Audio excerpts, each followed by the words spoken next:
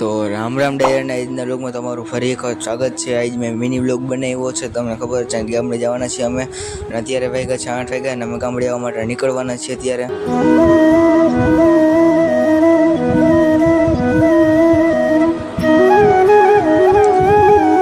અને અમે ગામડે ભોગી ગયા અને વાડી જવા માટે નીકળી ગયા છે। અત્યારે અહીંયા ગારો બહુ છે અને અત્યારે સુખનો સૂરજ ઉગી ગયો છે, તમે જોઈ શકો છો। અને હવે અમે વાડી જઈએ છીએ, તમે જોઈ લ્યો।